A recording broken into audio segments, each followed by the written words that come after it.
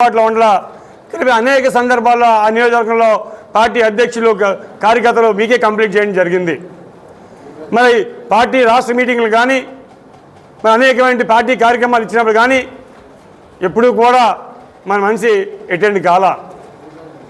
మరి లాస్ట్కి ఈ కార్యక్రమాలతో పాటు మరి దేవతలాంటి భువనేశ్వరం గారిని కూడా మరి వైసీపీలోంచి కొంత వెధవలు తప్పుడు మాటలు మాట్లాడినప్పుడు కూడా బయటకు వచ్చి కనీసం ఖండించలేదు. మరి 4.5 సంవత్సరాలు నోరు మూసుకొని అధికార పార్టీ తొత్తుగా మారి ఉండి ఈ రోజున అలాంటి వ్యక్తికి ఎందుకు సీట్ ఇచ్చారో చంద్రబాబు గారు చెప్పాలి. ఈరోజు నన్ను మాట ఇచ్చిన తర్వాత 4.5 సంవత్సరాలు పార్టీ నడపడానికి కోరాడు రాజబాబు సక్సెస్ఫుల్గా మరి నియోజకవర్గంలో ఇన్ఛార్జ్గా పనికొచ్చినప్పుడు ఎమ్మెల్యే అభ్యర్థిగా ఎందుకు పనికిరాలో కూడా చెప్పాల్సిన అవసరం బాధ్యత మీ మీద ఉంది. చెప్పండి, నేను దేంట్లో అనర్హుడిని? చదువులోనా, కులం లేదా, ప్రజా అభిమానం లేదా, కార్యకర్త అండ లేదా, డబ్బు లేదా? మీరు ఏదైతే ప్రిపేర్ అవ్వమన్నారో దాన్ని కూడా 15 రోజుల ముందే ప్రిపేర్ అయ్యి మీ దగ్గరికి తీసుకొచ్చి పెట్టా. అయ్యా కూడా నేను రెడీగా ఉన్నాను, ఎలక్షన్ సిద్ధంగా ఉన్నానని చెప్పేసి మరి ఈరోజు ఏ ఉద్దేశంగా తీసుకురావాల్సి వచ్చింది? మరి మీకెందుకు ఏ ప్రలోభాలకు లోన్ అయినప్పుడు మీరు ఎందుకు అలాంటి వ్యక్తిని ఎంకరేజ్ చేస్తూ ఉన్నారు?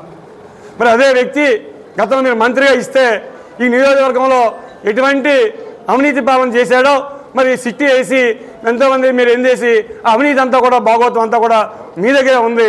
ఆ రోజున పార్టీ పరుగు పోద్దని చెప్పేసి సిట్టి రిపోర్ట్ని కాపాడి వ్యక్తిని ఉంచారు. మరి అటువంటి వ్యక్తి మరలా మొన్న చూశారు, అందరూ టీవీలో పేపర్లో వచ్చింది. 390 కోట్ల రూపాయలు బ్యాంకులు టోపీ వేశారు.